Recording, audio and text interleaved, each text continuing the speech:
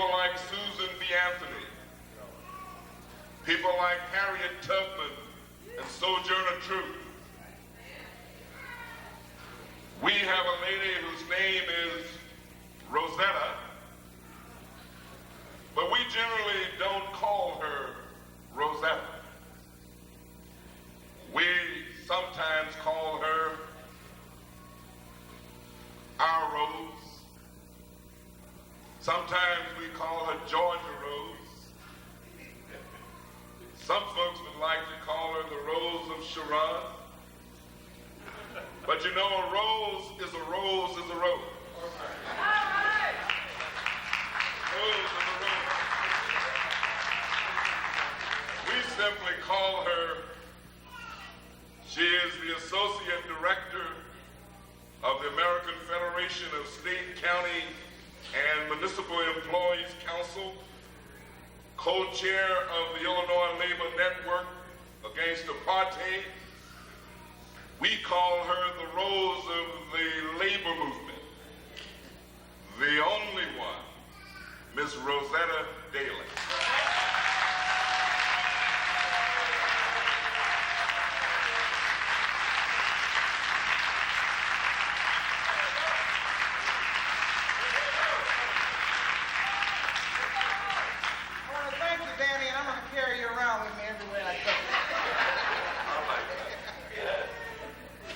Moses Mayakesha, thanking the people who worked for his release, said, "An injury to one is an injury to all."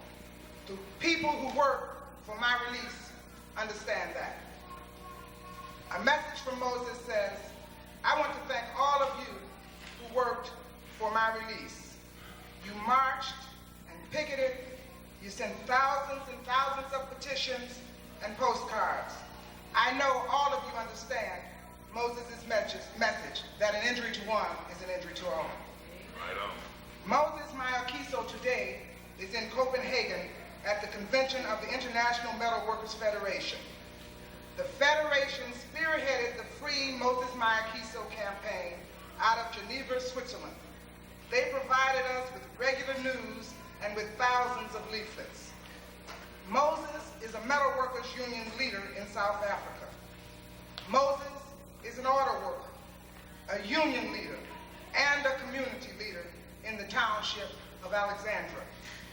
Today, after 3 years, including 1 year of solidarity, another 1.5 years of prison, a 1.5 years on trial for treason and subversion, the Supreme Court judge dropped the 160-page indictment against Moses.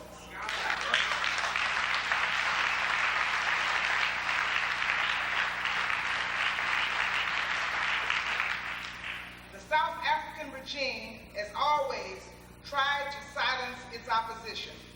In order to remain apartheid, it began a new regime of terror with special measures aimed at the growing black labor unions. Moses, who heads the second largest union and helped organize COSATU, the largest and most militant labor federation, was singled out. The regime failed miserably. It failed to discourage Moses and the co-accused.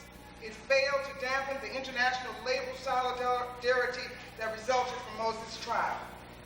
We knew that Moses and the others who are involved in long political trials in South Africa were not criminals.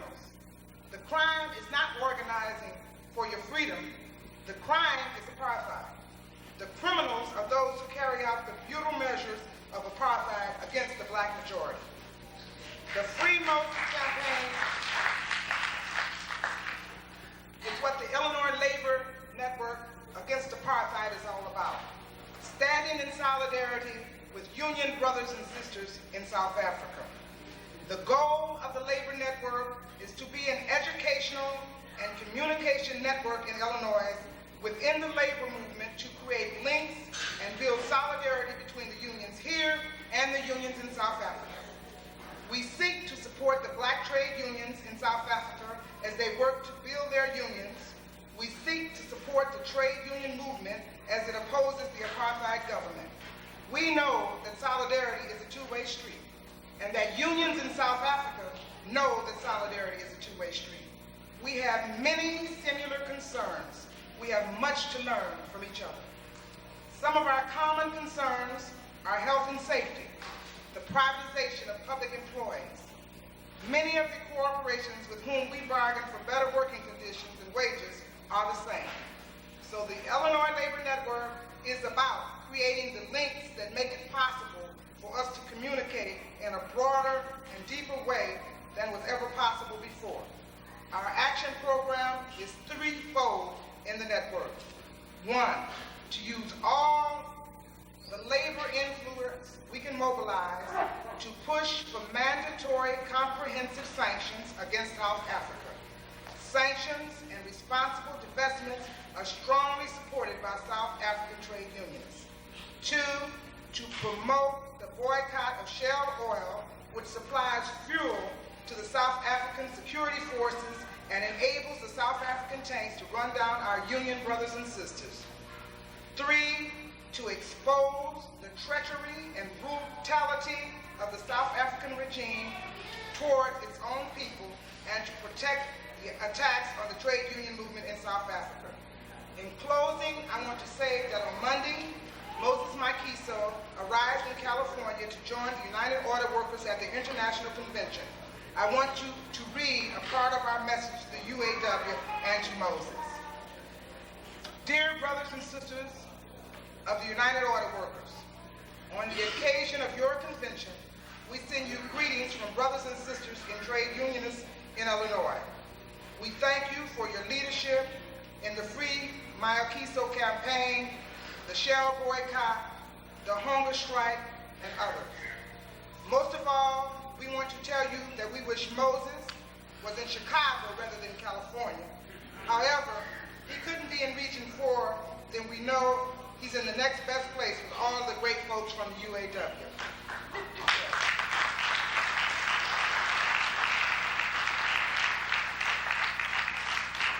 We also are sending a short message to Moses, and I'd like to read that to you. On this great occasion of your arrival in California, June 19, 1989, we send to you our warmest welcome. We work for the day that you and COLA and all of the people in South Africa are free and the democratic majority rule governs. As long as apartheid lives, none of us is really free. As long as racism lives, none of us is really free. End racism at home and abroad. Thank you.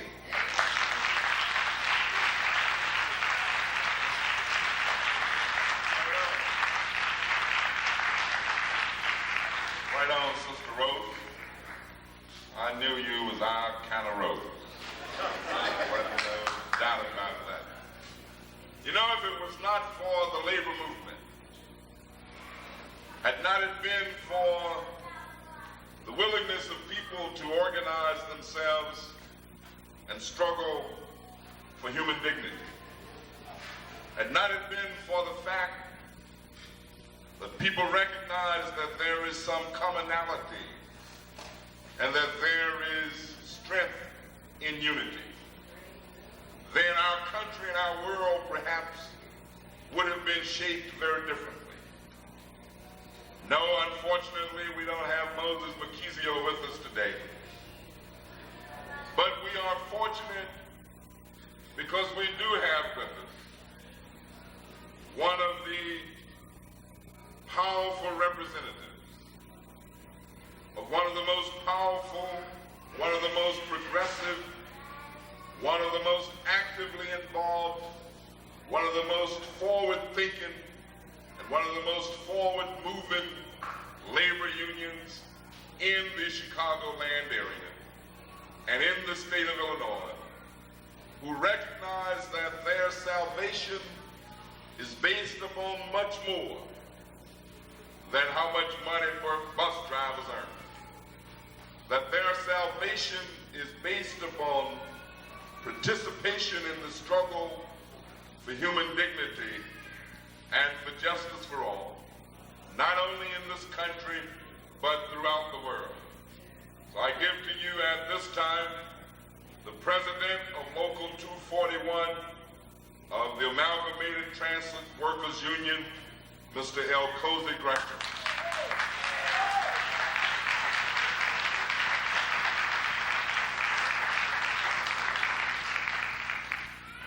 Good afternoon to all of you. I'm so deeply happy to see all of you here today. I want to briefly report to you through the words of COSATU, which is the Congress of South African Trade Unions. Donsie Khumalo was detained and nearly died 3 months ago in the hunger strike of the detainees in South Africa. COSATU says Donsie has long been the victim of a security police vendetta. This is his third spell of detention under the state of emergency. He was last detained, allegedly, because he was involved in the Maladi rent boycott. Donsie is adamant that the reason given for his detention is false. He is determined to continue his total hunger strike until he is either charged or released. Over and above Donsie's repeated detentions is the almost continual harassment that local police have conducted against him. Our COSATU office in Pretoria are regularly raided by the South African government. Donsie's life has been threatened. He is often followed, and his home is constantly watched. Donsie is an elected representative of about 75,000 workers in the northern region of Transvaal. He is a member of COSATU Executive Council, which represents nearly 1 million workers. Does this government think that COSATU members will go on tolerating this kind of harassment of our leaders forever? Workers are angry, and Donsie's present situation is making our members even more angry. Hands off of Donsie Khumalo.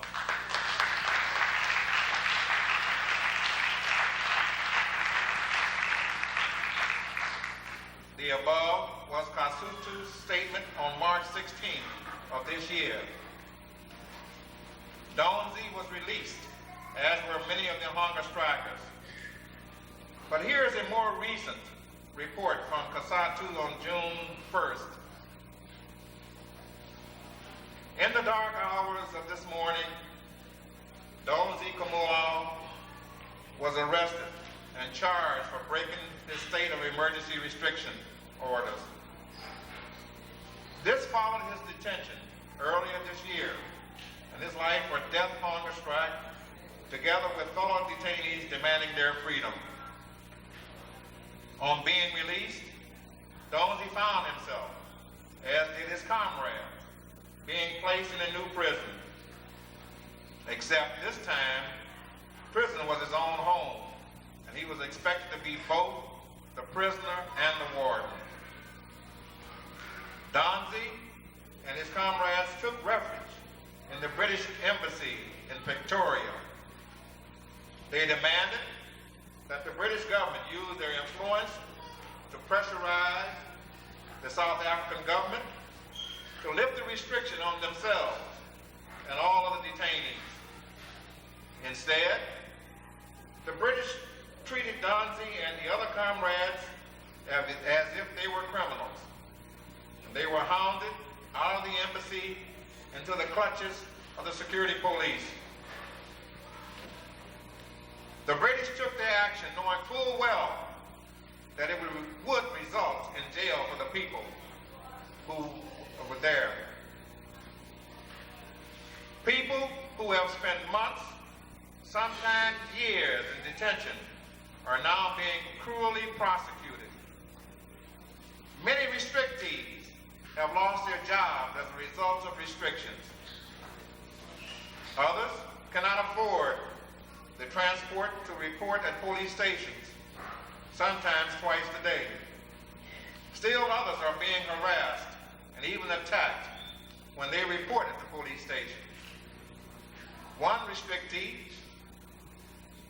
Chris Natuli, was killed by apartheid vigilantes, and others restricted fears for their lives as they are sitting ducks for apartheid assassins. COSATU calls for all charges against restrictees to be dropped. All restrictions of our people and organizations must be scrapped.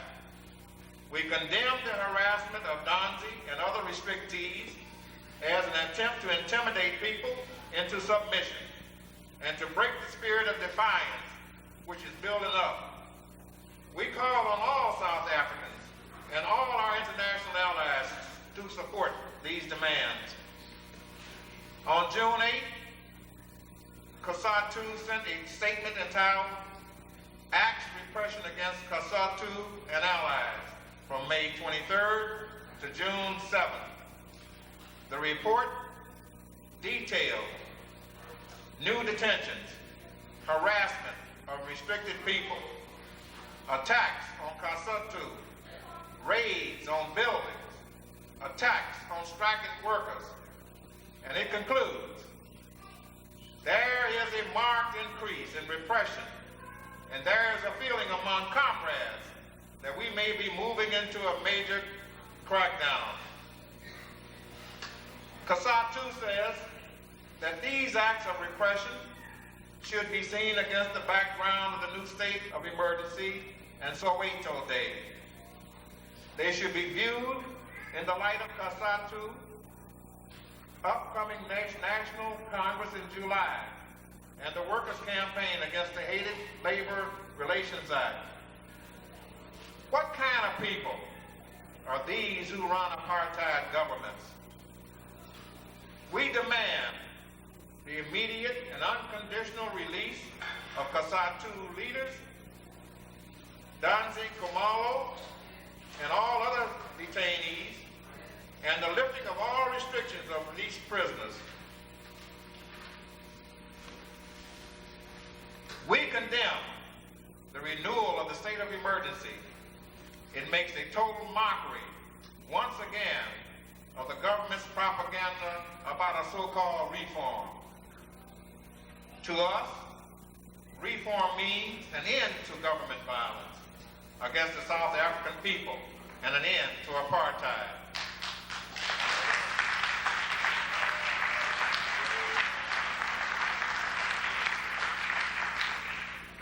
We stand in solidarity with brothers and sisters of COSATU. Hands off of COSATU.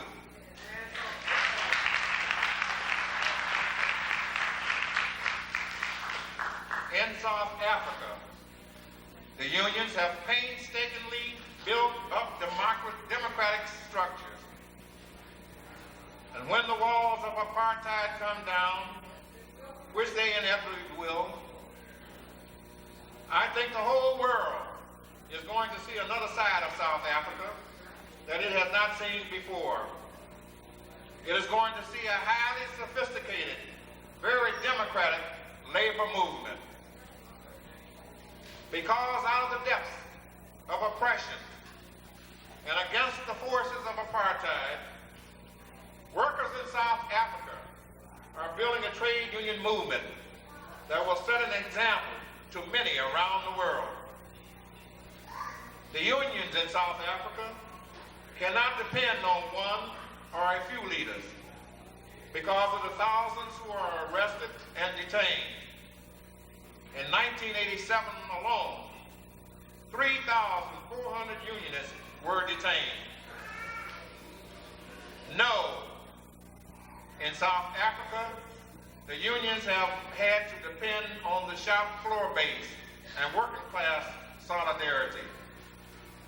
Unions have had to depend on unity of action, and that is what we too must depend on.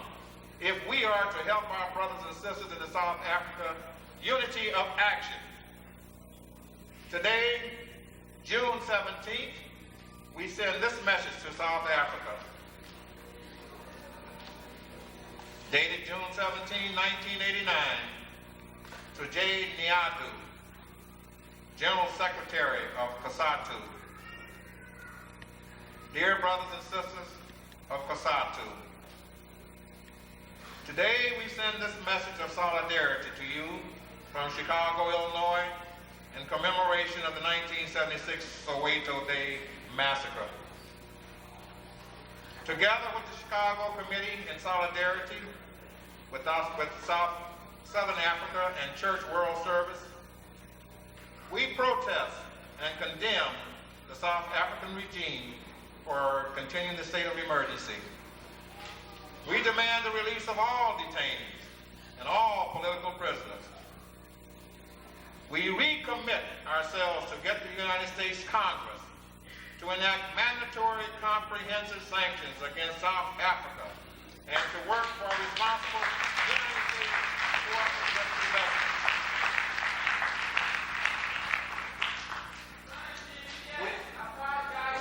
We demand that United States corporations leave South Africa and that they negotiate the terms of withdrawal with the workers of South Africa, you who have made their profits possible. Free South Africa. Abolish apartheid repression. Viva COSATU. Viva Amala. Viva Nagasuthu. In solidarity. And this message is being sent by the Illinois Labor Network Against Apartheid.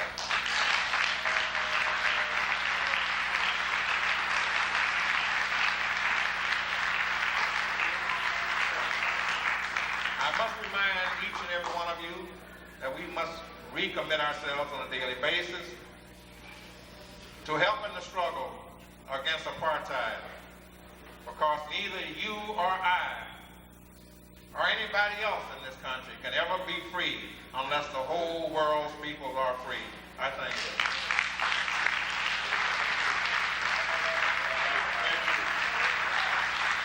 Right on. You know, Elcosie reminds us that oppression is still rampant in South Africa. But as long as we struggle, we will send a message to the South African government and those oppressive forces throughout the world that you might be able to lock up an individual, but you cannot lock up an idea whose time has come.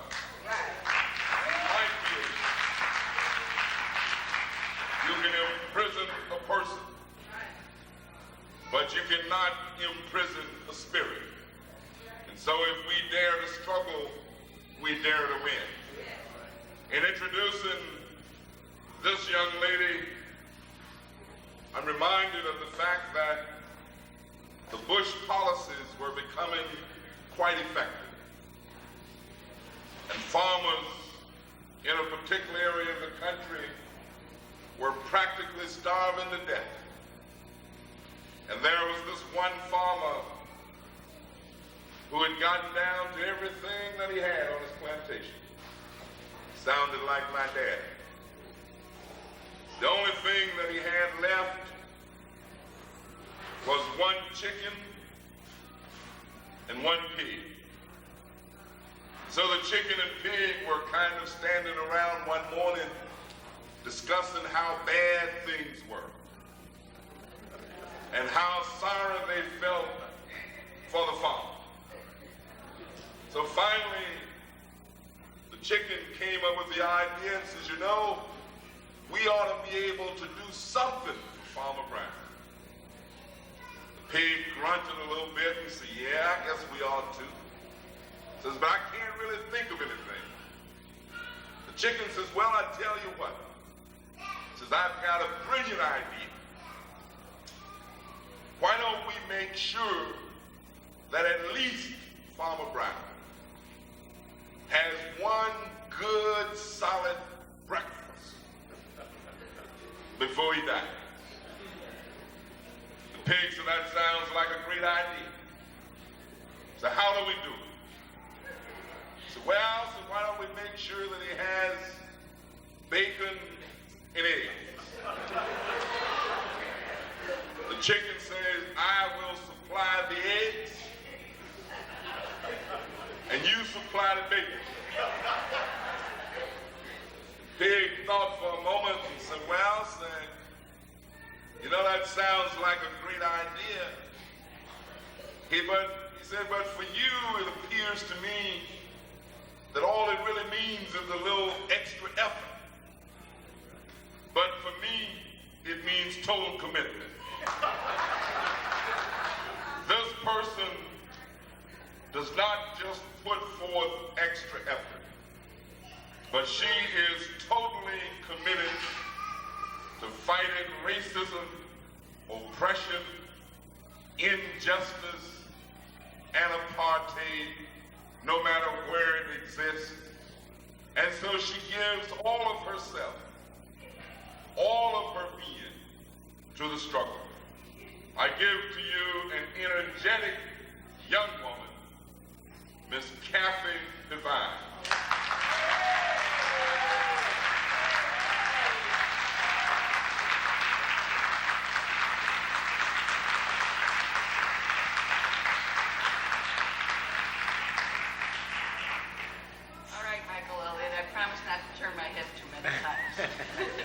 He always says I turn my head when I speak.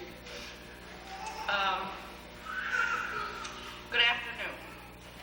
Free South Africa? Free South Africa. Free Nelson Mandela? Free Nelson Mandela. Long live the people of South Africa. Long live the people of South Africa. I'm here to bring you a message and to tell you a little bit about what's happening with the mobile campaign. You know, that great corporation it's a U.S.-based corporation whose headquarters is in New York City. And I want to tell you a little bit about it, and I have a message for you from the workers in South Africa who are meeting today from Mobile in South Africa. Mobile is the largest U.S. corporation in South Africa. They are also the major opponent of sanctions. They led the corporate fight for U.S. companies against sanctions to South Africa. And we have a big problem with oil companies. We already got a boycott on Shell, which provides the oil to the South African security forces. We also have a problem with Mobile. Now, we're not talking about a boycott here, but I want to tell you what's happening because there is something you can do.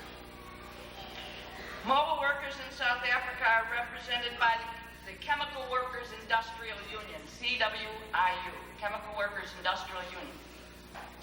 This is the same union that represents the Shell workers at the refineries in South Africa. Now, the Shell workers at the mines are represented by the great National Union of Mine Workers. The Chemical Workers Union, who represents the mobile workers, is affiliated with COSATU, is one of their affiliates. They want their voice to be heard in the United States and not Mobile's. They want their voice to be heard and not the U.S. press, who reinterprets Mobile's position and does not tell what the workers' position is. You know how much trouble we have with the press.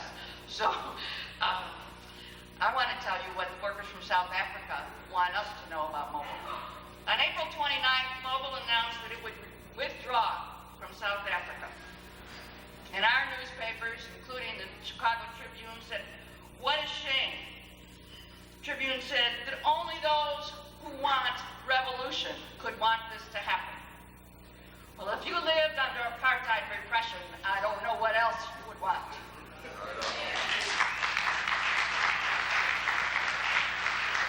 And there are certainly some people in this country who forget that this country did not break away from British colonialism except by revolution.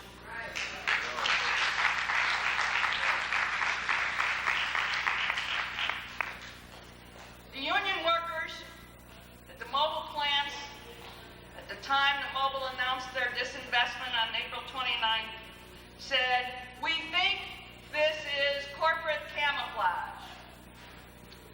Corporate camouflage is what they call it in South Africa, because the company will not tell us what the terms of the withdrawal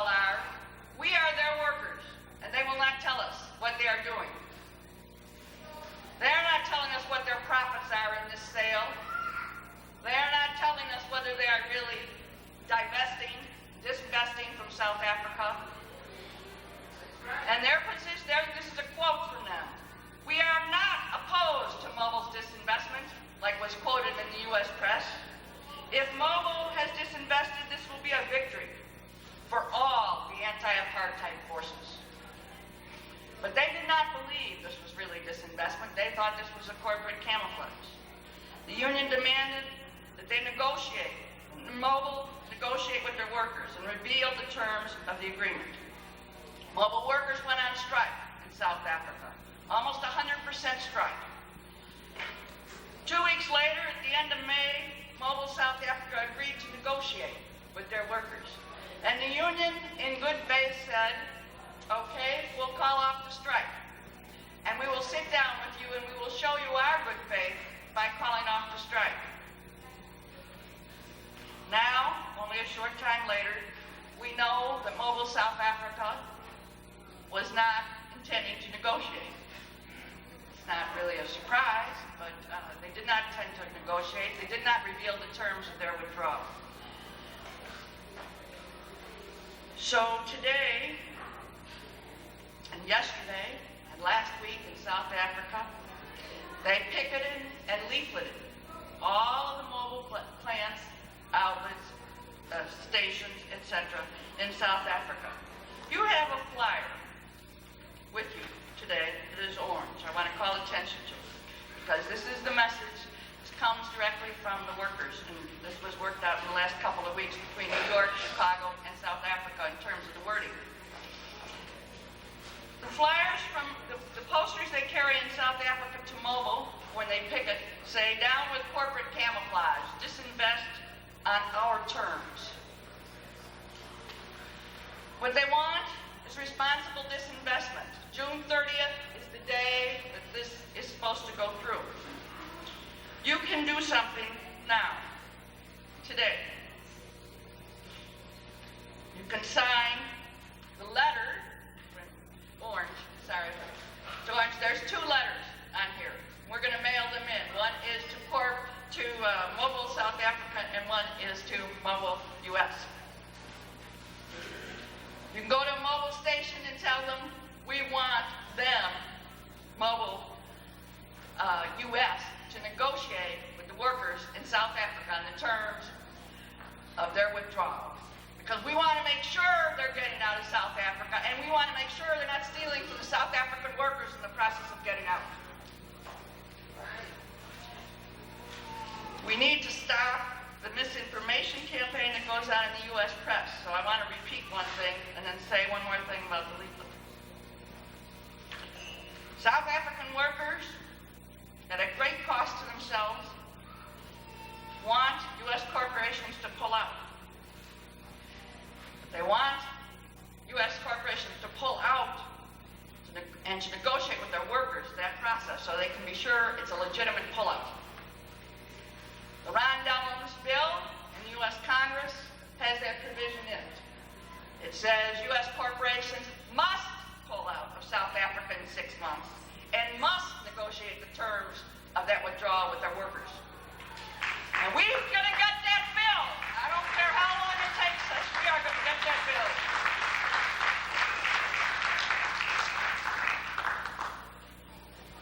The mobile workers, if you read your flyer, basically says we want direct negotiations with U.S. Mobile. We want full disclosure of the agreement that you made with the South African corporation, which is called Gencourt. We want to guarantee that the contract rights that we have won through struggle in South Africa will continue when you turn this over to the new company in South Africa. And we want the establishment of a worker-controlled trust fund with the profits of the disinvestment.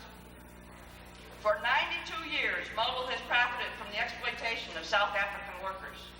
It's time that when they go to the U.S. press and they say, look at how nice we are, we've been there all this time and now we can't stay any longer. It's time that they make a deal with the South African workers. We sit down and meet with them. So what we want is responsible withdrawal. It's the term I'm using now. Responsible disinvestment. We want corporations to get out, and we don't want them to mess over the workers in the process. Chemical Workers Industrial Union and COSATU have called on Mobile to ensure that the social wealth created by South African workers remains the property of the people of South Africa for the benefit of all.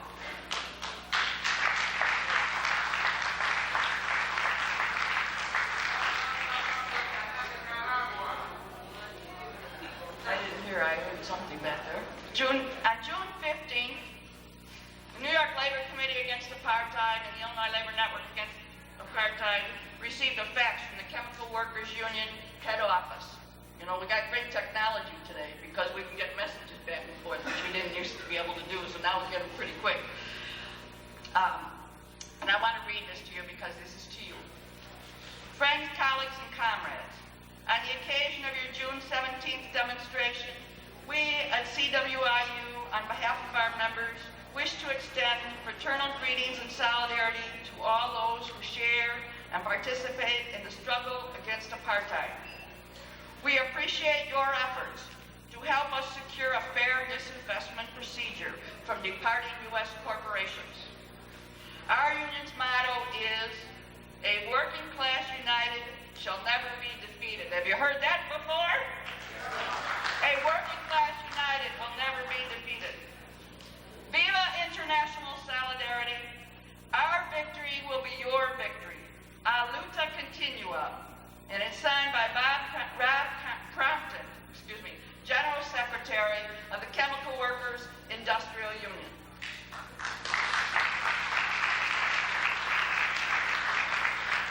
So I want you to sign your letters and to leave them here. I want you to say something to Mobile before, this week is through.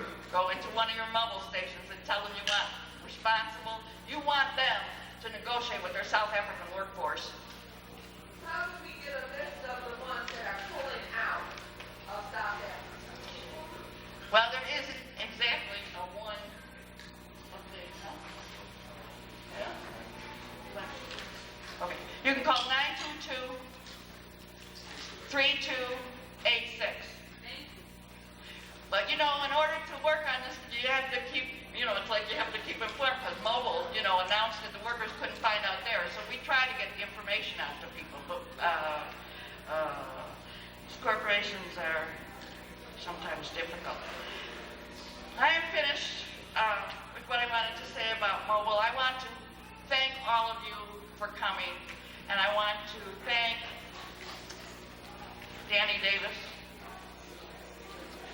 Rose Daley, Cozy, Carl, and I know this is in Danny's notes, but I want to say one thing. I want to thank the people here from Ask Me 2000. Are you here? Ask Me 2000, where are you?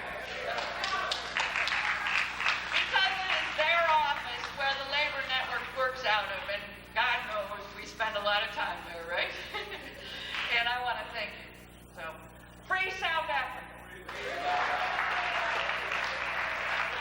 South Africa. Right on, Captain. I think what all of this means is that eternal vigilance is the price that we must pay for freedom and for liberation. It means that the struggle keeps going all the time and that we can never let up.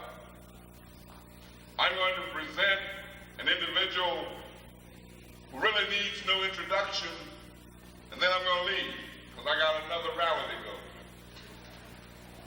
Tim Black taught me that. But the individual that I'm going to bring to you has developed into one of the most effective international advocates for democracy and freedom for the continent of Africa on the face of this universe. He has developed a wealth of knowledge, understanding, and information to the extent that he's on peer with anybody when discussing the issues surrounding what is happening on the continent of Africa.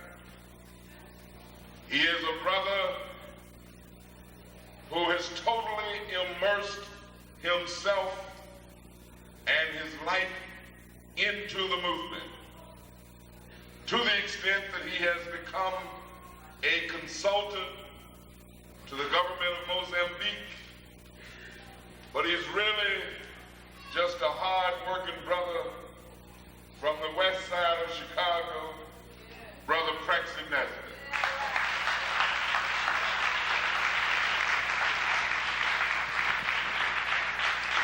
Today is very important for a lot of reasons.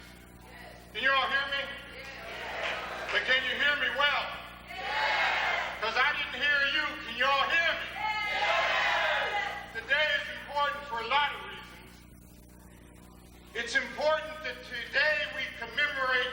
16th. Right. It is important for the kind of reasons Basil Clooney laid out, because June 16th in Soweto was one of the watershed points of the struggle of the people of South Africa. When Hector Peterson and that 999 other young people gave up their lives, many of them shot in the back, what it marked was a new point of struggle for the liberation of South Africa. So today has a particular, as Harold Rogers pointed out, significance historic. And it's particularly good that we are here in the Hayes Hall to mark and commemorate that day. It's my honor to share this platform with the Honorable Danny Davis, with Brother Gresham, with Carl, with Rose, with Kathy, with Basil, with Namundi, who will get here, because one of the finest things that you can feel in this country, particularly at this point in this country, is to feel that you're with comrades and with people who are struggling and giving of themselves the way that you all gave of yourselves today. And I want to have it officially said, wide and loudly, that the Mozambique government thanks you for your contribution and your walking today.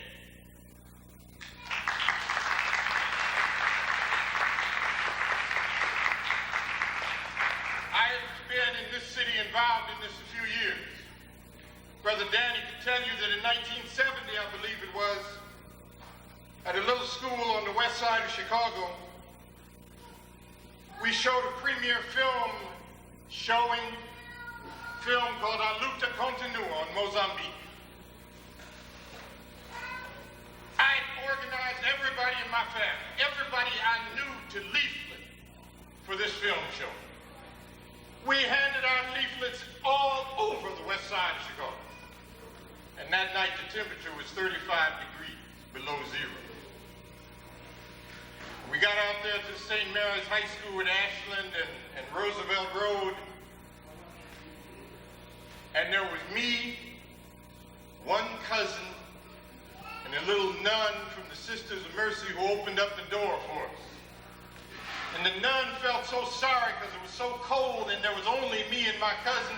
She stayed to watch this premiere showing of this film on the struggle in Mozambique. And so my heart feels particularly delighted that 265 people marched today on the south side of Chicago and raised $14,000 to give to the National Association of Medical and Dental Workers in South Africa and to the South African Council of Churches Detainees Support Fund. I ask that all of y'all thank yourselves. Why sanctions? Why sanctions? We need sanctions against South Africa for any number of reasons. We need sanctions in the same way that we needed sanctions and work against Nazi Germany. We need sanctions in the same way that we need pressure and work against fascist Spain, against fascist Italy, in the same way that we had to overthrow the Somoza regime in Nicaragua, in the same way that the travesty that goes on and the killing in Guatemala and Salvador must be overthrown. The repression in South Africa is today reaching new heights. What we saw happen recently, friends, in Namibia with regard to the killing of those SWAPO militants and combatants has to be one of the ugliest hours that we have seen in Southern Africa. The death toll is not in the 50s and the 60s. The death toll of those SWAPO militants and combatants who had been told it was all right to go back home is in the hundreds. They weren't killed from afar, friends. Most of them were killed in positions where they'd been sat down on the ground on their knees down toward the ground and they were shot in the back of their heads by South African military at 1 foot or 2 feet with big Magnum pistols. Today, Namibia is on one of the most dramatic and critical points ever in its whole history. And the South African government, unless we are vigilant, will use this to increase the numbers of people who will die in Namibia, thinking that now is the eve of the total independence and freedom of Namibia. Why sanctions? Sanctions because today South Africa is the #1 terrorist state. Why sanctions? Because South Africa today, inside of South Africa, whereas a system of state-sponsored killing that can match anywhere in the world. Basil Clooney shared with you the killing of Mr. Webster, Brother Webster, who was investigating these patterns of assassination. Few people know that over 160 people have been killed in the last several years inside of South Africa by hit squads that kill in the most vicious kind of way. Few people know that over 160 ANC people have been attacked with many killed as they do the work of representing the ANC all over the world. Donsie September was one of my dearest friends in this world. Donsie September was the ANC representative in Paris and also to Switzerland. She was a woman who would have just rejoiced to walk in here and to just be here with us, to just feel this room. She was a person that no child was too small to reach down, to touch, to hold, to feel. She was a person who no work was too difficult for her to undertake. And she told the French secret police repeatedly, she said, "I'm getting death threats every day. Do something. Help me." And the French secret police said, "No, nothing is going on." And one morning, as Donsie September went into her office, at about 7 in the morning, 2 men came up behind her and with a dum-dum bullet blew out the back of her head. And then the French secret police announced, as did the CIA, as did Scotland Yard and M15, they announced that they had known all along there was a hit squad operating that was geared at taking away the life of Donsie September. Friends, we have a new responsibility with any South Africans who we come to embrace and know as part of the struggle. One of the new responsibilities is to help protect them from a government that is willing to kill the opposition wherever they are. South Africa is the #1 terrorist state, and we have to move to get sanctions against South Africa, because in the neighboring countries around South Africa, since 1980, we have seen 1.1 million people who have died. 1.1 million people who have died.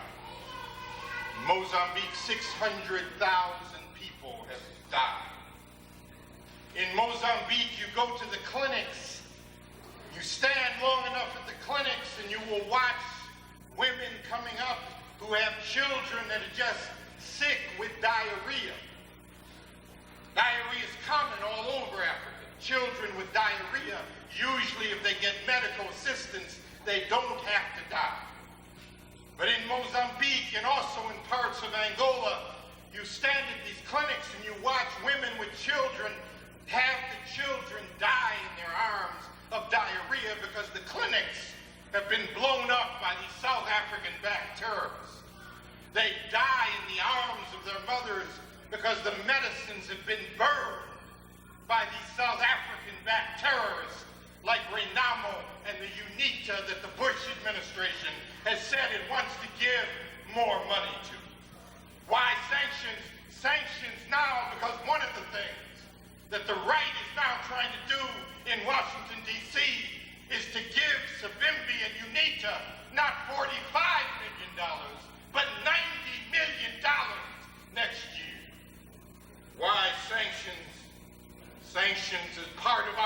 contribution to freeing South Africa. It's part of our contribution to ending racism worldwide. It is not a moral thing, our walking today, our mobilizing on South Africa. It is not a moral thing. We do it beyond morality. We do it also because it is in our interest. Our work to pass sanctions is our way of saying no to the Helmsons, to the Falwells, to the Dukes, to the Swaggers, to the KKK, to the conservative caucuses, to the Heritage Foundation, to the Reagan courts, and to Sir Reagan himself. It is not a moral thing, our passage of sanctions. It is our contribution not only to the struggle to free South Africa and create a new order in all of Southern Africa. Passage of sanctions is also our contribution to saying no to the growth of racism in this country. Amen. You know, recently I spoke out in Oklahoma. I'm happy to be with friends today. I've been in Oklahoma and in Nevada and in Wyoming and in Southern California and Orange County and in all these places where when you appear and talk about Southern Africa or peace for Africa or anti-apartheid struggles, these folks go berserk on you. We've had so many dead black cats with their throats slashed thrown at us in remote parts of Oklahoma and Wyoming. We've had cars come after those of us in this speaking thing. It's happy for me to be with friends today. We've got work to do. The passage of sanctions freeing South Africa is freeing ourselves in this country from the insidious, invidious, and vicious growth of racism going on in this country.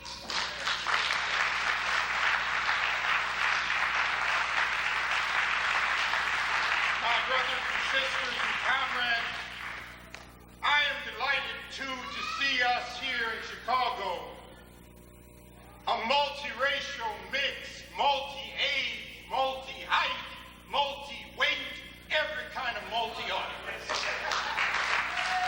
I'm delighted because one of the other things that we clearly have got to mobilize on behalf of is with the same sense of vision that they struggle in South Africa. And that is with a vision that we're building a world where all of us participate. Men, women, black, brown, red, white, yellow, every one of us participates. Write the letters, please. Make the phone calls, make the visits, particularly, friends, to you all's Senator Dixon. Dixon is the no-no man, that's what they call him in Washington. No on ending contra aid. No on ending the war machine that's in Washington. He's the no man in terms of sanctions on South Africa. Put the pressure on Dixon. I want to finish by saying one final thing. An injury to one is indeed an injury to all. Amandla! No, y'all, now look at here. We have marched all day. I know y'all are tired. But when one says in South Africa or Mozambique, Amandla, people come back and go, away. Amandla!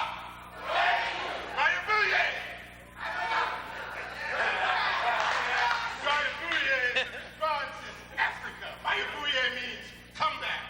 Africa, and then you respond Africa. Mayabuye! Thank you all very much.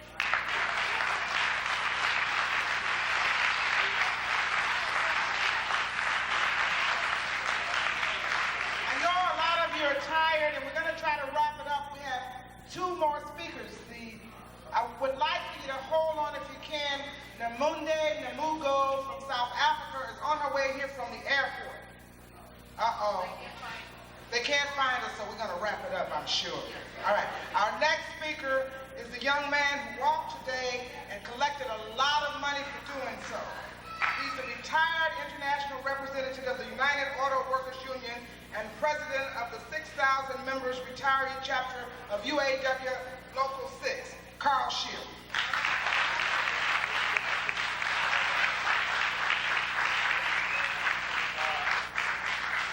My assignment is the most difficult assignment, but it reminded me as we sat here all day, and these wonderful speakers, they were essential speakers, the Illinois Labor Network Against Apartheid it reminded me of the Jimmy Walker banquet where they honored Jimmy Walker, and Jimmy Walker was the old mayor of New York City, and he sat there all night. At 2 o'clock in the morning, they finally called on him, and he got up and he said, you know, not everybody can be first. He says, remember George Washington? He was your president, our president, first in war, first in peace, first in the hearts of his countrymen, but he wasn't always first. He married a widow.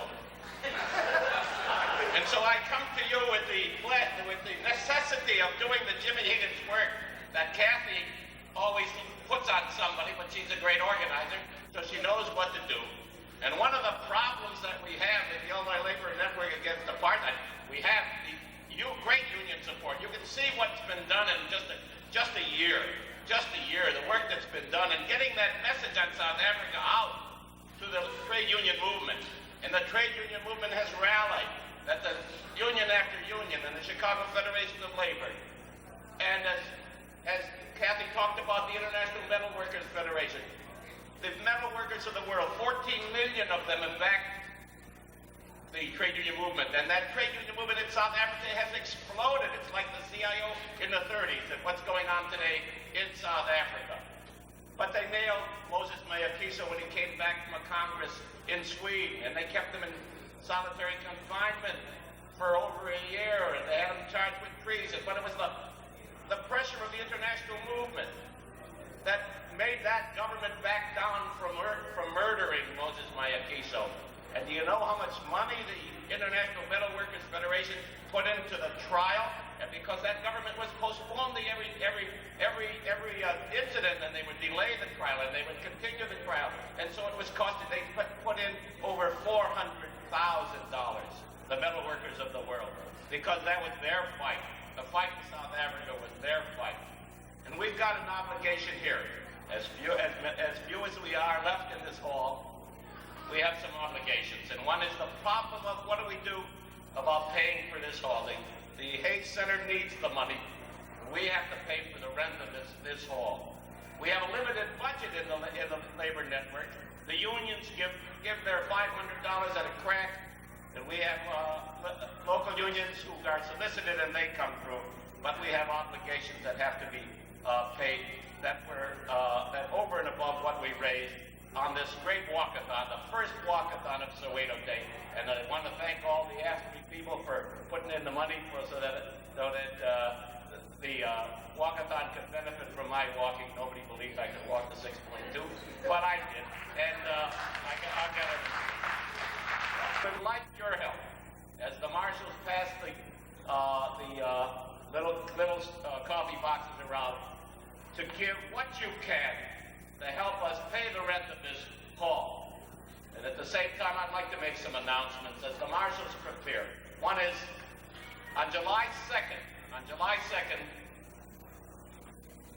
Lorenzo of the Eastern Airlines, the monster, will attempt to fly 86 flights throughout the country. He's going to try to fly 3 flights into Chicago. And on that day, unionists and working people who are supporting the Eastern Airlines strike announcing that the meeting is adjourned.